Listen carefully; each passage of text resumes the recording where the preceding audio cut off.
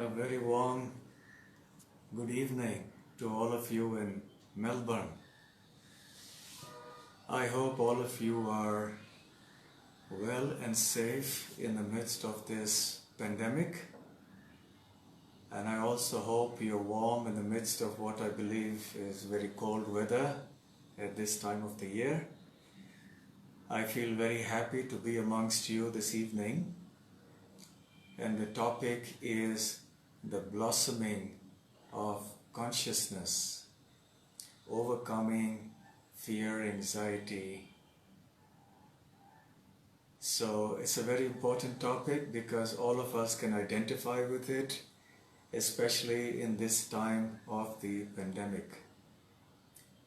So I presume that most of you today have not attended such lectures before.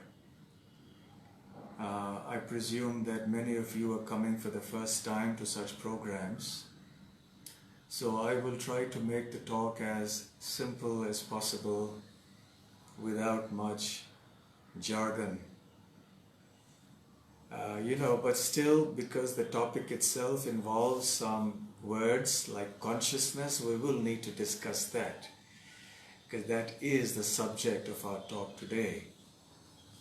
So when we speak of consciousness, different ideas come to mind, different pictures emerge in our mind, and the general conception of consciousness is perhaps the medical aspect of it. When someone is under the influence of anesthesia and is quote-unquote unconscious, then a surgery is performed on that person. So we refer to that state as a state of unconsciousness. Or for someone, if they swoon, we say this person has swooned or fallen unconscious.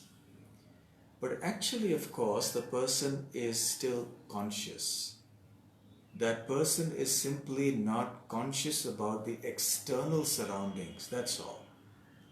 But there are symptoms of life within that person, otherwise the person wouldn't have come back to a state of external consciousness. The person undergoing a surgery wouldn't have revived from the effects of that anesthesia if that person hadn't been conscious all through the surgery.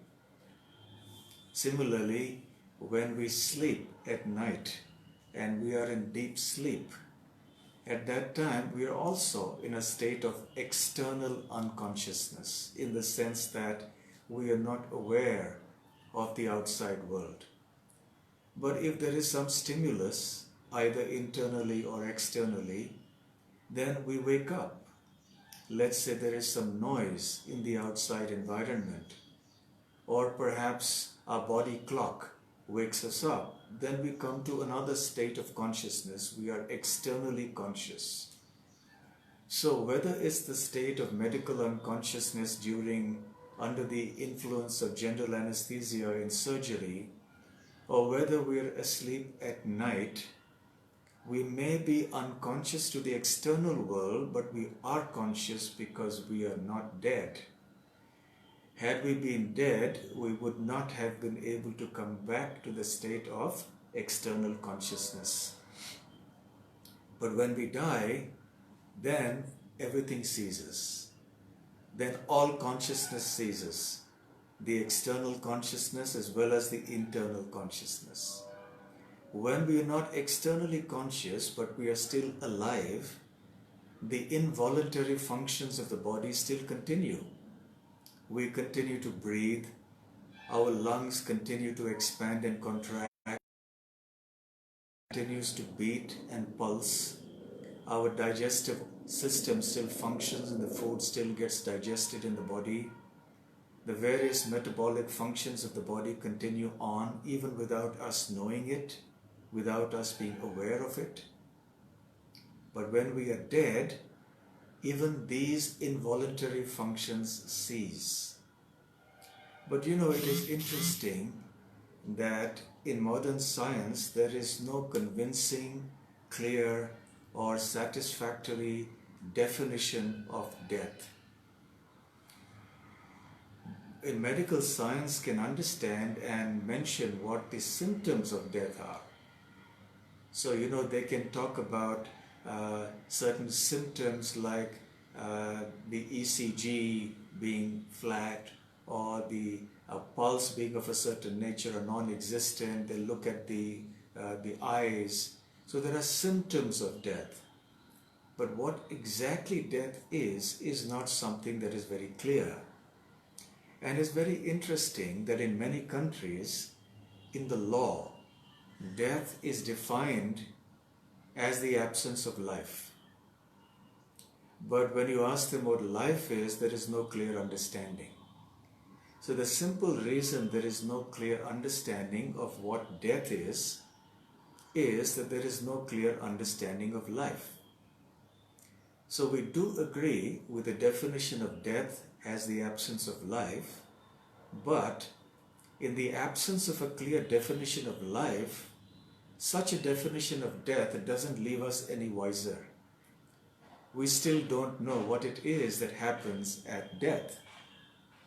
So life is something very strange, something very mysterious, something very elusive, something which escapes clear definition, at least from the modern materialistic or scientific point of view. Generally, the understanding of life is in terms of chemicals and ultimately in terms of atoms and molecules. So life is defined in terms of how certain chemicals interact within the brain or within the other organs of the body, and then the body is able to function as a living being, as a living human being. However, what it is that causes such interactions to happen, what causes the interactions to stop, and when one is quote-unquote dead, why those chemical reactions cannot be revived again is a mystery. So there is clearly some deeper explanation that is required to make it more satisfactory and convincing. Let's consider, for example, the phenomenon that we all are familiar with, the phenomenon of pain, P-A-I-N. We all experience this on a regular basis. Pain of different kinds. Let's say we have a stomachache, or we have a headache, or we have an injury and our arm aches. So we have all experienced some or the other kind of pain on a regular basis throughout our life. But what exactly is this pain? Medical science will explain it in terms of certain electrochemical reactions that go on in the nervous system. For example, they will say that pain is caused by C fibers in the nervous system firing. This is a technical definition. I am not a doctor or a neuroscientist, so honestly, even I do not understand exactly what this means, but that's how they define it, as a firing of C fibers, which are part of the nervous system. So certain things happen with a certain part of our neurons or our neural fibers. Certain electrochemical reactions happen in response to some stimulus to the body or the mind. And then the C fibers fire, and that is pain. But then this is not satisfactory for the simple reason that it doesn't explain the experience of pain. We may say that pain is the C fibers firing, but does that explain the actual experience of pain? Does that explain what it is that we feel when those C fibers are firing? The C fibers firing may be associated with the sensation of pain, but it cannot be equated with, or it cannot explain satisfactorily the sensation that we experience. Also, for example, consider a dead body. Why is it that the C fibers don't fire in a dead body when they fire in a living body? And even if you were artificially, in some way, to stimulate, if it were possible at all, to stimulate the C fibers in a dead body to fire, why is it that that dead body is not able to experience any sensation of pain or otherwise? In other words, the C fibers fire only because there is consciousness in the body. And the sensation of pain is experienced within the body when the C fibers fire because there is consciousness within the body. Consciousness in the body, then these C fibers will not fire, and neither will we experience the phenomenon of pain.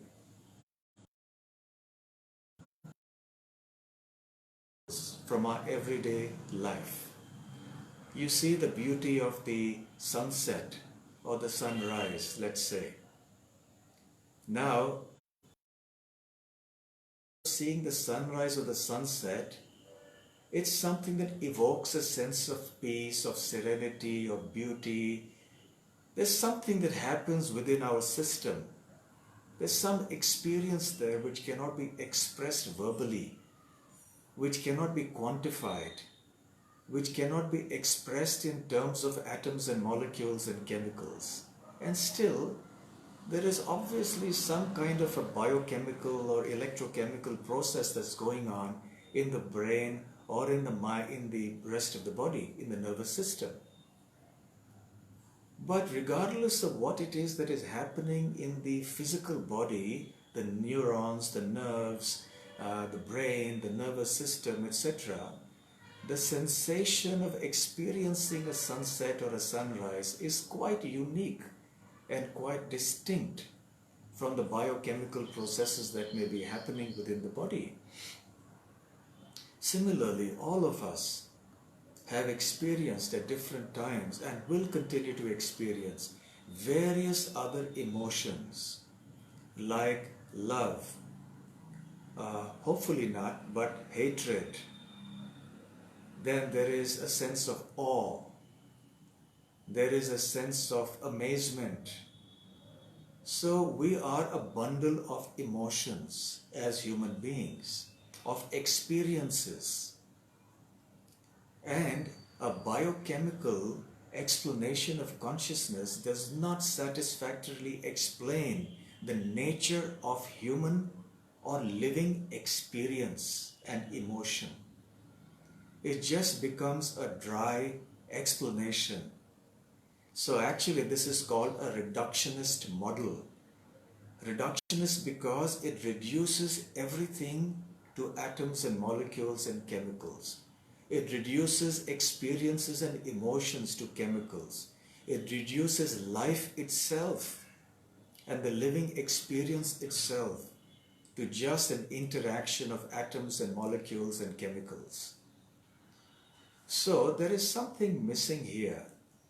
It's not so satisfactory because we know intuitively that even though the body is made up of all these chemicals and atoms and molecules, but still, we living entities, we living human beings are far more than just these chemicals. You know, there's somebody estimated that if you were to take all the chemicals and sell them in the market, you know, there is a market for chemicals, so people will buy different kinds of acids and alkalis or whatever it is that is within the body. You wouldn't get more than a few dollars for it. But obviously, we are worth much more than just a few dollars. Even if we have pain in our finger, we would spend hundreds of dollars to get that sorted out. And if we lose a finger, we consider that a very big loss. Although if the finger were to be separated from the body, no one would want to buy it. It would have no value. So we have this intuitive understanding that we are much more than chemicals, much more than atoms and molecules. And therefore there is much more to consciousness than just what modern science can explain. Modern science can explain phenomena at a certain level. So these activities that go on within the brain and the nervous system, like the firing of C fibers, obviously are associated with the phenomenon of pain. But these are only associated phenomena. So there are any number of biological or physiological phenomena that can be associated with our experiences and emotions, but they do not explain these emotions and experiences in their entirety. This is just one part of the explanation. It is only something very superficial, but underlying there is something much more. So therefore, we need to take recourse to some other sources of knowledge. We need to take recourse to spiritual wisdom, to ancient texts of spiritual knowledge. That will give us information that is not accessible to our scientific instruments, to our speculative methods, to our mathematics, and to our experimentation in the laboratory. And in the ancient Vedic literature of India, the crest jewel of them all is the Bhagavad Gita. Some of you may have heard of this book, and perhaps some of you have not. So the Bhagavad Gita is like a classic preliminary textbook of spiritual wisdom. And such books of wisdom are especially useful when we're looking for answers to phenomena that actually defy ordinary material or scientific explanation. For phenomena that are beyond our sensory perception, beyond what we can see and hear and touch and feel and taste, beyond what we can speculate with our mind, and beyond what our instruments can see. So this is especially where we need our spiritual wisdom, our texts of spiritual knowledge. So the Bhagavad Gita explains to us that consciousness does not originate in anything material. Consciousness has nothing to do with the physical body. It has nothing to do with the brain and the nervous system in terms of its origin. The origin of consciousness is in something spiritual, and that's called the soul. Now the word soul is understood differently by different people and often used very loosely and in a vague sense. But in Sanskrit, the word soul is referred to as Atma, or as the Jiva, the life force, the living entity. So the Atma, or the spirit soul, is a spark of spiritual energy, according to the Bhagavad Gita. It is very, very tiny, extremely tiny, almost atomic in size, just like a small particle. But because it is spiritual in nature, it is extremely powerful. So powerful that this tiny particle of spiritual energy can power, so to speak, the body of a tiny bacterium on one extreme, and the body of a gigantic whale or a giraffe or an elephant on the other extreme. An elephant or a whale, they're also living entities, and they also exhibit the same symptoms of life like we do. And they're gigantic in size, but still their ability to function to operate, to move, to eat, digest, also depends not just on their bodily condition, but ultimately on the presence of consciousness. It is because consciousness is present within the giraffe or the elephant or the whale that these animals are able to do what they are able to do. And consciousness exists in these animals in the form of the soul, just like it does for us and it does for the bacteria. So the soul, according to the Bhagavad Gita, the Atma, is the source of consciousness. And it is this source of consciousness that actually is responsible for ensuring that everything functions within the body. And the body also being like a hardware that may also malfunction, just like a machine may malfunction. So there is a distinction between the driver and the car. If there is no driver in the car cannot function.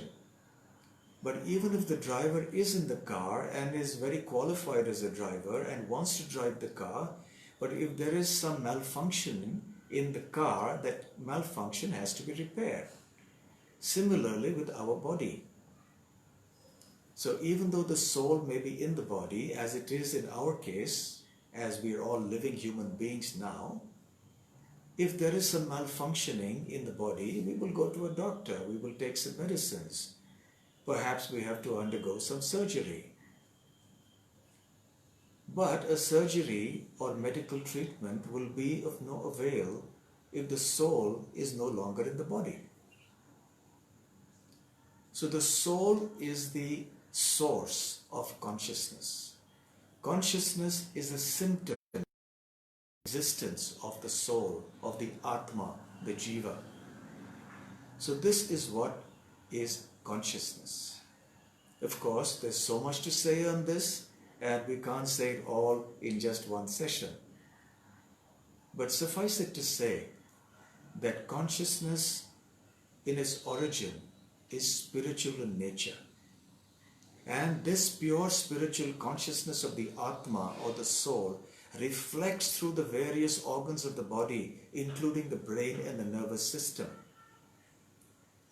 And then it is reflected through the brain, and therefore a neuroscientist can identify certain parts of the brain that are associated with different sensory functions. So if a certain part of the brain is injured, for example, then that affects the sense of sight. If another part of the brain is injured, it affects the sense of hearing, and so on. So if there is physical damage to the brain or the body in some way, certain functions of the brain will be impaired. But the consciousness is still there in the body. But if the soul, the Atma, leaves the body, then no matter what you do, nothing in the body can be repaired. So we have to see the distinction between the Atma, the spirit soul on one hand, and the body on the other hand. So this is consciousness. Now, as I mentioned earlier, consciousness or the spirit soul exists not just in the human body, but also in the germs. It exists in the plants, in trees, in creepers, in little insects, in reptiles, in mammals, in birds. Anything that is living must have a spirit soul. The body cannot exist as a living entity without the presence of the spirit soul within. So then we have this panorama, we have all these different species of life that we all see around us in the world. We see so many living entities in our daily experience. And all of these entities, in whatever species of life, have the spirit soul. So now the question comes, why is that so? And what happens when there is death? What happens to that spirit soul? The Bhagavad Gita says, the book is spoken by Lord Krishna, the Supreme Soul, that actually the soul is eternal, it is indestructible, it is full of bliss, full of knowledge, but somehow or the other, it is now within this material body in an incompatible situation of the spiritual and the material, and the soul is not able to fully express its qualities, its spiritual qualities. The expression of the original spiritual qualities and power of the soul is restricted to varying degrees by the different types of bodies that exist in this world in terms of the different species.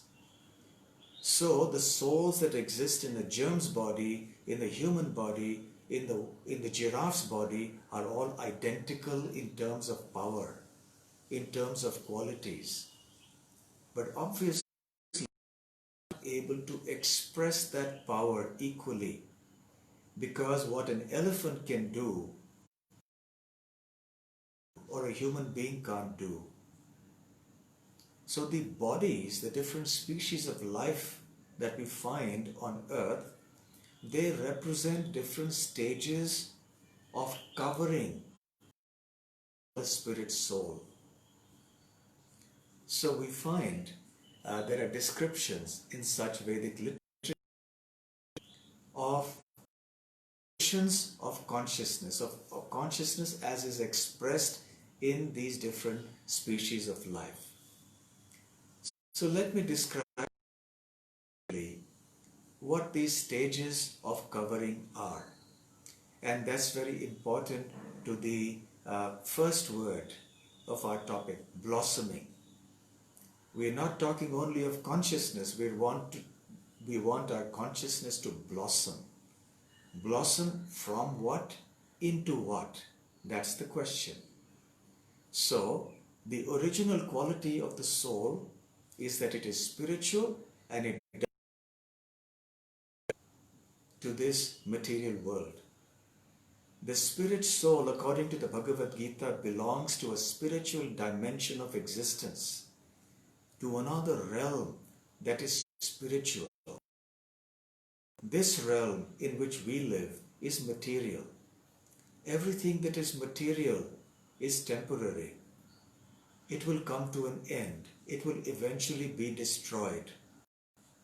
But that which is spiritual is eternal and indestructible.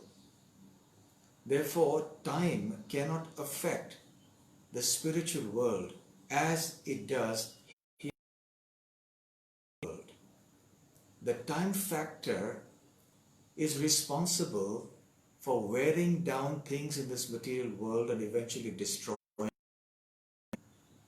So therefore we see that our body gets worn down with age. The older we get, the more feeble we become. The functioning of the body becomes restricted and eventually. So this is how time acts in the material world to wear down everything and ultimately destroy everything. But in the spiritual world, everything is eternal.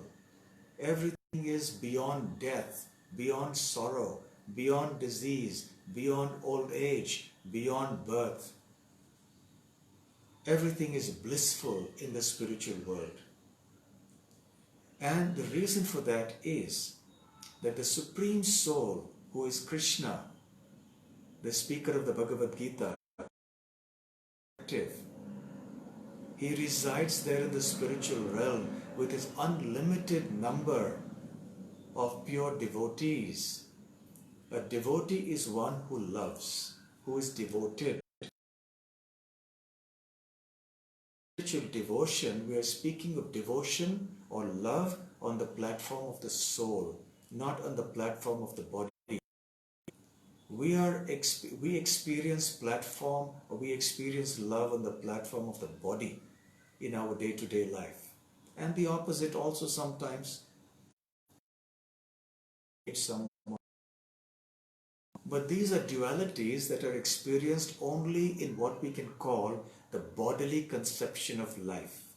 I know this is jargon, but I'll simplify it.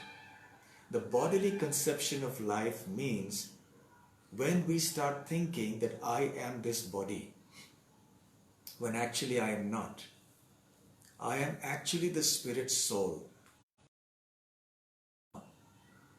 But when I'm under some kind of an illusion, then I start thinking of myself as something different. So therefore I identify myself in terms of an Australian or an American or an Indian, or in terms of a human or a cat or a dog or a male or a female, whatever it may be. So these are called bodily designations.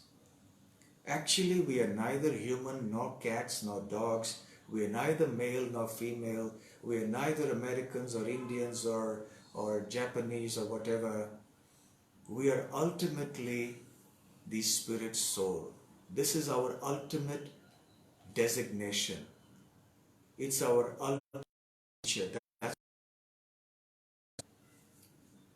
So this is called the bodily conception of life. So in the bodily conception of life, we do not know what is eternity.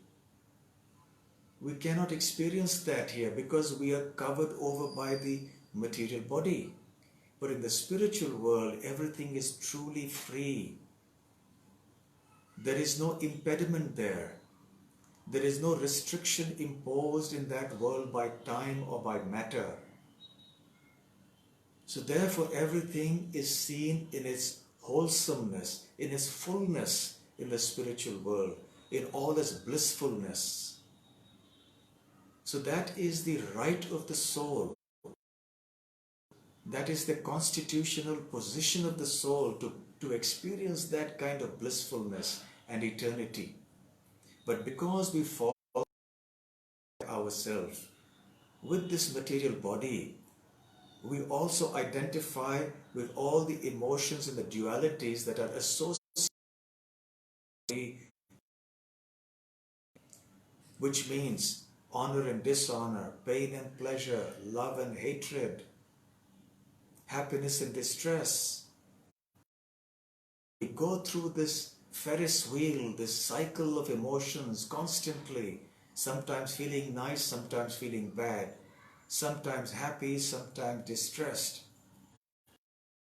Constantly going through this grind, never really in control of ourselves, never really knowing when there will be some stimulus or some impetus to make us. It's almost as if we are puppets in the hands of the world around us. But that is not how we are meant to be. We are meant to be a world of complete blissfulness, beyond death, beyond disease, beyond misery. So now somehow the other,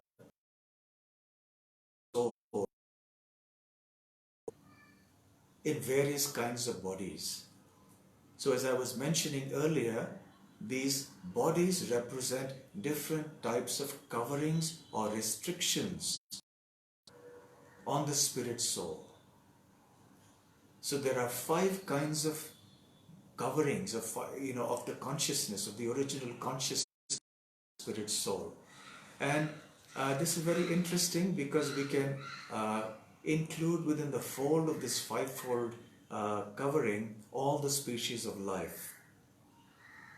So we have covered consciousness. Covered consciousness is a stage where the consciousness of the spirit soul is so deeply and densely covered over by matter that you can practically say that there is hardly any, like for example a tree or a plant. It has consciousness, surely. There are symptoms of life in a plant or a tree. That's why it grows. It produces flowers and fruits.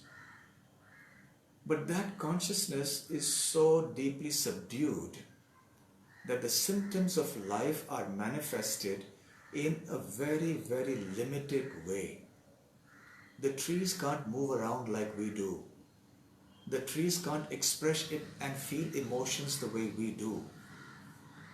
Plants also feel some pain or pleasure, but not to the degree that we feel it. You know, there are experiments that have been done, and when people sit next to their plants in their garden or in their agricultural fields, and they say nice things to the plants, they're very loving with respect to their crops or their plants or their trees, and they have nice, soft, melodious music, which is very charming, which is very uplifting, which is very pleasing. Then the plants and the trees and the crops go luxuriously, as if the plants are very happy. And about a century ago, there was a man here in India who actually demonstrated that plants also respond, although their capacity to experience emotions is stunted. But there is something there, some very meager capacity it does exist. What to speak of living entities?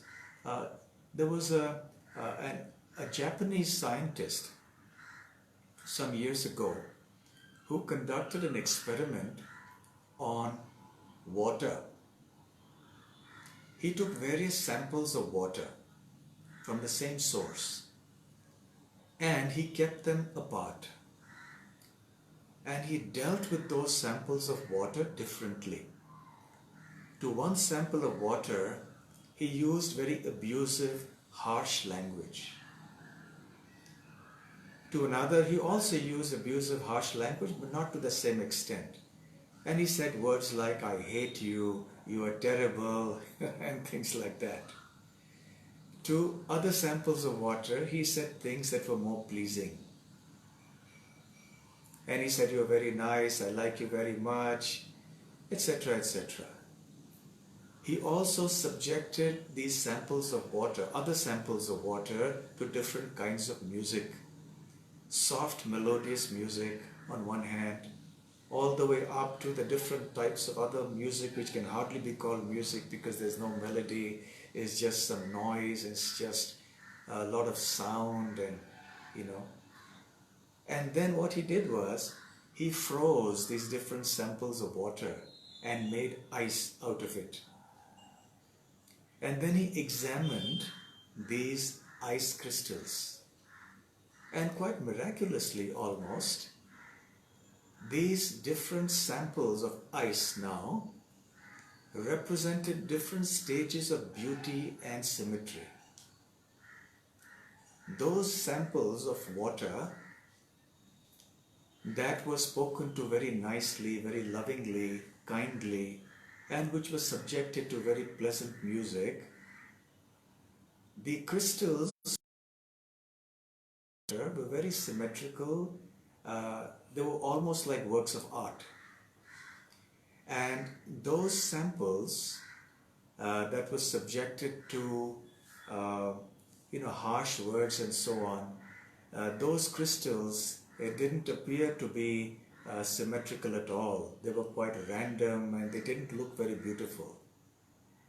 So imagine if this happens to inanimate objects and substances, because sound and other such vibrations can affect even inanimate substances at a subtle level.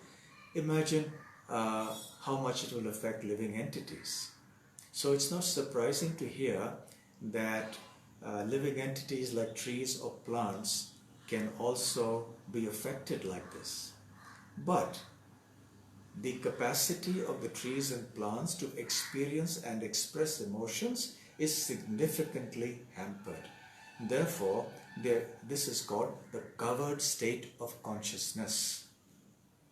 The next is called the shrunken state of consciousness. That is found in the beasts, the birds, the animals, the reptiles, and also in the insects and so on. The capacity of these living entities to experience emotions and to express them is significantly more than we see in the case of trees and plants. The different species of insects and the animals and birds, we will see gradations. There are obviously, the more evolved the animals, the more evolved will be the capacity for responding to stimuli and for expressing and experiencing emotions. But nevertheless, it is still relatively restricted. We all know how animals can respond to various stimuli.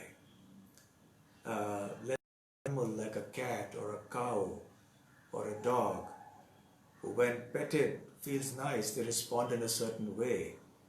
When they are subjected to fearful, they respond in that way and they feel afraid. So, evolution of consciousness is to a higher degree than the plants and the trees, but still it is not fully evolved. It is restricted. Then we come to a third stage of consciousness, of the covering of consciousness, which is called the budding state of consciousness.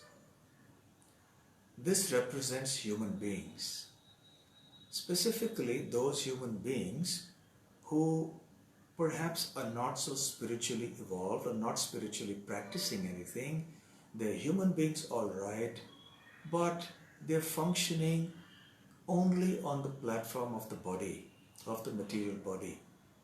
So they live a life that is ordinary for human beings. They also eat, they sleep, they mate, they defend themselves. They go through the motions of life as do most human beings, but they're not spiritually aware of their identity as spiritual beings. So they carry on. And described in the Bhagavad Gita, if these human beings perform activities that are more akin to that performed by animals, then they will get a birth of an animal or a bird or an insect in the next life. Because when destroyed, then the spirit soul moves on to occupy another body according to the karma that had been performed in that human body.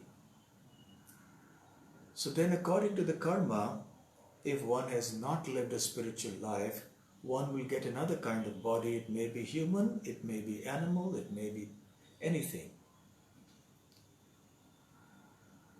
On the other hand, if one becomes spiritually inquisitive and aware and takes to spiritual practices, then one moves to the next consciousness, which is called the blossoming state of consciousness, the blooming state of consciousness, in which one's spiritual identity is now beginning to blossom.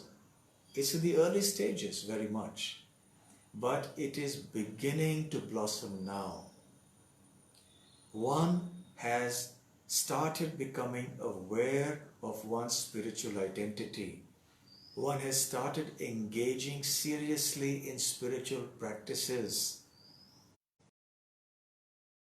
Transcended to a certain degree the inhibitions, or let us say the problems associated with the bodily concept of life, with the negativities, with the negative emotions and feelings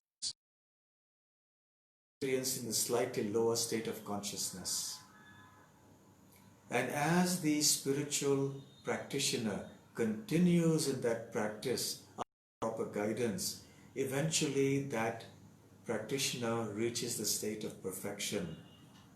And that stage is the fifth stage, which is called the fully blooming or the fully blossomed state of consciousness. That is a state of consciousness in which the soul has now accomplished the perfection of life. It has now achieved complete love for Lord Krishna, the supreme living entity, the supreme soul. So this state of divine love, of spiritual love, is the perfection of our life. This is what we are meant to do. This is where we are meant to be. And when we attain that state of perfection in this life, then when death arrives and the soul has to leave the body, the soul will not take birth again in this material world, which is a place of misery. Rather, the soul will be transferred to that spiritual realm to live a blissful eternal life, free from the inebriaties of this material world. So in these 5 stages of consciousness, covered, shrunken, budding, blooming, and fully bloomed, we are now in the 3rd or 4th state of consciousness. When the human being is in the 3rd state of consciousness, which is the budding state of consciousness, then he or she has an option to be in stage 3, to fall down to stage 2, to fall down to stage 1, and usually most human beings rotate in these 3 stages. But the speciality of the 3rd stage is that in the human life form, we have the opportunity and the capacity to move to stages 4 and eventually 5. And that is what human beings are meant to do. That is the purpose of human existence. So when we come into the company of spiritually minded people and we acquire the right kind of spiritual knowledge, we perform the right kind of spiritual practices in the right way, then we are situated in stage 4 and then in the fully blossomed state of love of Godhead in stage 5. As we perform our spiritual practices, we see that the negativities like fear and anxiety and hatred and all of these things, the envy, the illusion that characterize the lower states of consciousness, they start gradually diminishing, and eventually at stage 5, they disappear. So to get a permanent solution to all the problems, the stresses and strains and the anxieties of our life, the human being is expected to take to these spiritual practices in a serious way. Now the final point, what kind of spiritual practices are we talking about? There are many kinds of spiritual practices, and amongst them, the one that is especially recommended for people in this age, in the Vedic scriptures, this age is called the age of quarrel, the age of hypocrisy, the age of misery.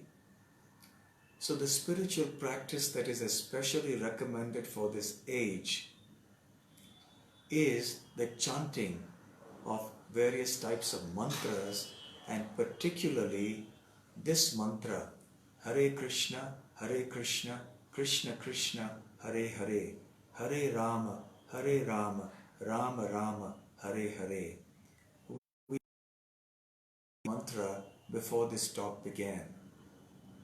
And when you come to these programs at Mantra Lounge on a regular basis, you will hear more about this Maha Mantra and this mantra meditation. So by meditating via the sound vibration of the Maha Mantra, the Hare Krishna mantra, we will be able to gradually move from stage 3 to 4 and from 4 to 5 and ultimately obtain the perfection of our life. And as you continue to come to these programs at the Mantra Lounge in Melbourne, you will become more and more aware of the details of the process, and your spiritual knowledge will deepen. So I would urge all of you to please continue to participate in these programs that are being organized here at the Mantra Lounge and make your life happy, stress-free and perfect. I think now we've come to the end of our time. It's 7 o'clock, I believe, in Melbourne now. So if any of you wish to leave, please feel free to leave.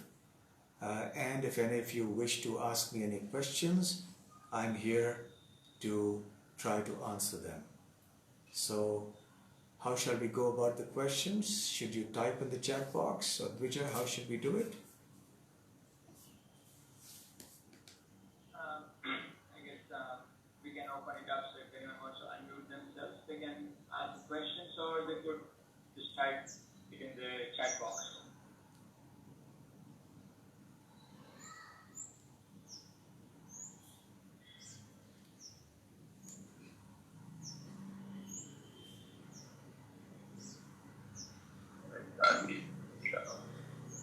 Hey, I've got a question.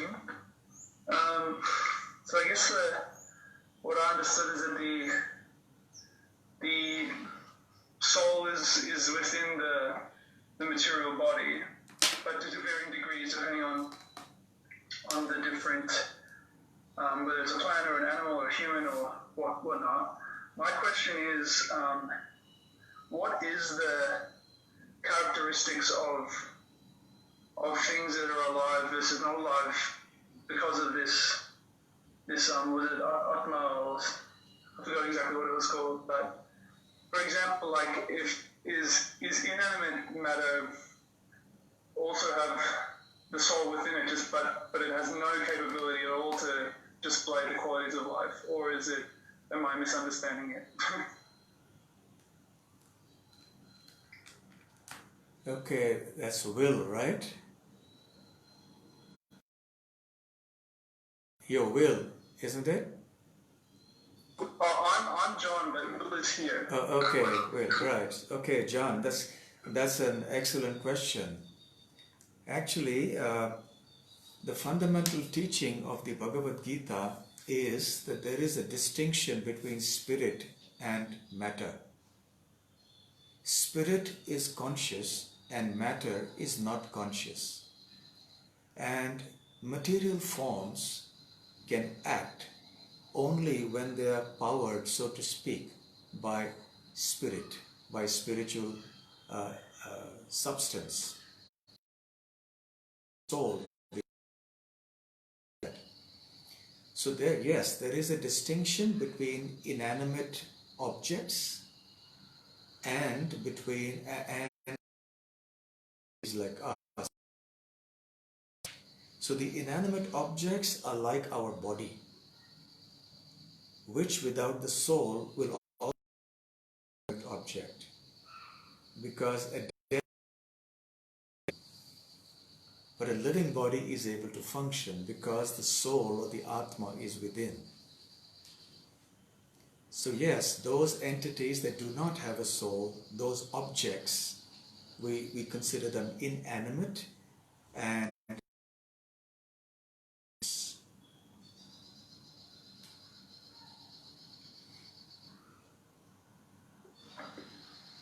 Yeah, thanks for that answer. I guess if you allow me another question, is that sure. okay? Sure, John, go ahead.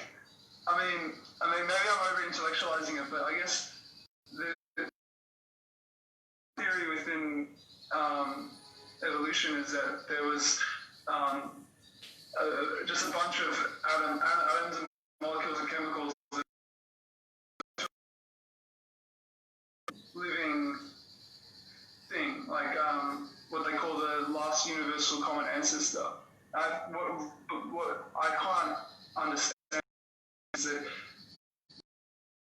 transition from what is considered inanimate matter at some point to something that has a degree of consciousness, and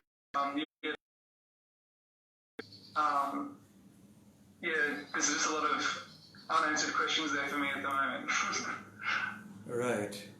So John, what you're asking is essentially that to the Darwinian evolution, they say that everything, all life forms evolved ultimately from the combination of certain molecules and later on certain chemicals. Yes? Yeah, that's what they say, that certain atoms combine to form molecules. These molecules combine to form larger, more complex molecules. And these complex molecules further combined with other complex molecules, eventually amino acids were created. And then these amino acids combined in certain ways to form proteins. So you had protein molecules, and then eventually it went on, and then life was created. Now, the material bodies of living entities do have all of these things. They have the protein molecules, the DNA, the RNA, the chromosomes, and and everything like that, because the body is made up of organs, which are made up of tissues, which are made up of cells, which are made up of all these things. However, a dead body also has all of these and still doesn't function. So that's the moot question. Why is it that despite all these molecules and the proteins and chromosomes and everything being in the dead body, it still doesn't function?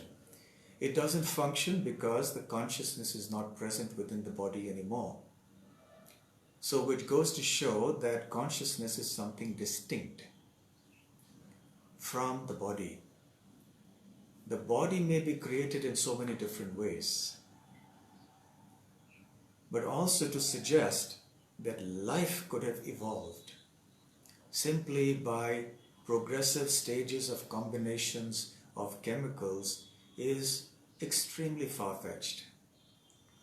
And if anyone has studied molecular biology or even basic science at the high school level, you will know that what kind of permutations and combinations will be required at every stage, starting from the atom going on to the formation of one cell. At every stage, what kind of permutations and combinations are possible, and you only choose the one that is favorable for the next stage and the next stage and the next stage, and it goes on and on and on like that. There was an astronomer called Fred Hoyle,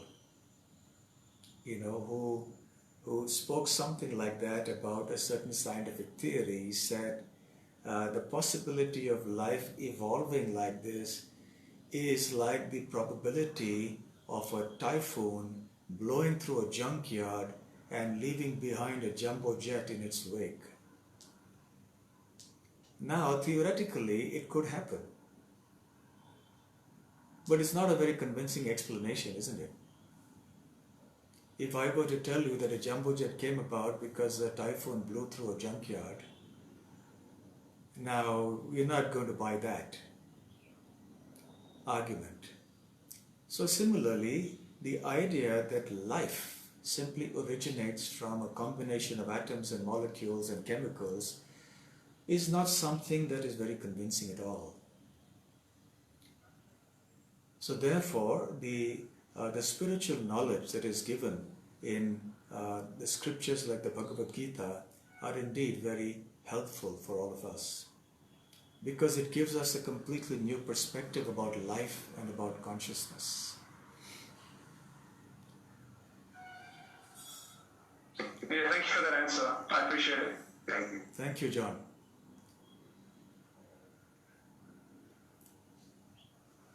Any other question?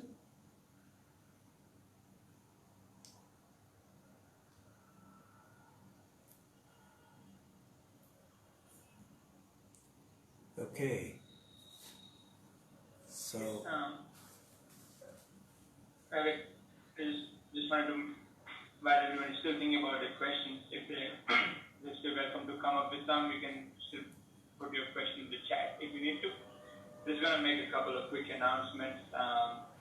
Definitely would really like to thank Bhakti Rasamrita Swami for an amazing talk, exploring and explaining the consciousness, both scientifically and spiritually.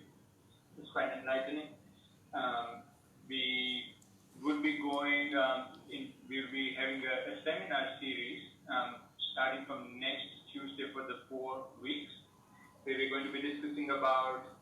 the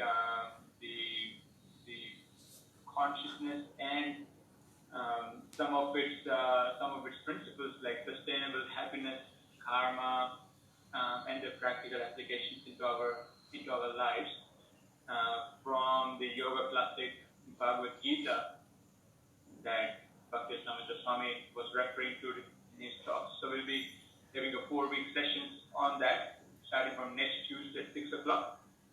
And the title is Bhagavad Gita Study Series from Confusion to Clarity, because the whole book starts with Arjuna having a very confused time. It's I really like this once the person he introduced Bhagavad Gita say that this book was started. Let me put it the way he did. This Arjuna, he was having a bad day, so he had a job problem, he had a family problem, and he had an identity crisis. And so the whole book started with this confusion, and it's not so unfamiliar confusion for all of us too, for many of us. And so the whole Bhagavad Gita is about how he comes out of it from the principles of the yoga wisdom. Yeah, if you are available, if you like to learn more, definitely join in for the sessions, and it's great. How do we register? Attend this series starting next week? Okay, Emma, you can. I'm just gonna put in the chat the link to the registration, so you can just go to the link and register. And then for all the other sessions that we're doing, the meditation, yoga, different talks can be found here, and also there are some books, Bhagavad Gita and other spiritual books that you can find from here. I've kept them ready. This is my homework. Okay.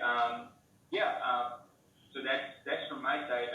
If anyone else had any questions or wanted to say something before we end. Sorry. Thank you so much for the talk. It was honestly really informative, and it really gave me something to think about. I was just wondering how you would advise us to perhaps detach ourselves from this material body and be more connected to our spiritual self, like while maintaining this lifestyle that we do, this life that we live, like the current times that we're living in. Okay, thank you for your question. There is no option for us except to be attached, artificially detached. Just as, we have to be on the ground. If you're up in the sky in an aeroplane, eventually the aeroplane has to land somewhere. It cannot indefinitely be flying around in the sky. So similarly, presently our attachment is towards the material sphere, towards this world, towards the body and its extensions. Now, if you want to become detached from this body, then we have to transfer that attachment to the spiritual world. So it is only by replacing one attachment with another kind of attachment can we overcome the first attachment. So developing the attachment to the spiritual realm is what spiritual practice is all about, beginning with the mantra meditation that we just mentioned, the chanting of the Hare Krishna Mahamantra, and reading books like the Bhagavad Gita, participating in such discussions and lectures and programs like this. And as you move along on this path, you will learn of so many other things to do on this path, which will enhance your attachment to the spiritual realm. And as and when you get attached to the spiritual realm, automatically your attachment from the material realm will also diminish. And side by side, there are also certain things we do in our day-to-day life to detach ourselves from the material realm, which is, for example, we avoid all kinds of eating of meat and intoxicants and so on. So you learn more about this as you go on in the programs. So we also follow a life of some regulation. So by a combination of these, following these regulations as well as the spiritual practices, we will increase our spiritual attachment and decrease our attachment for the material world.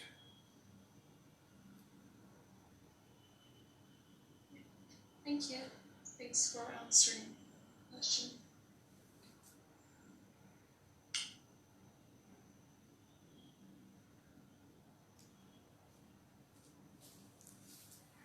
Okay.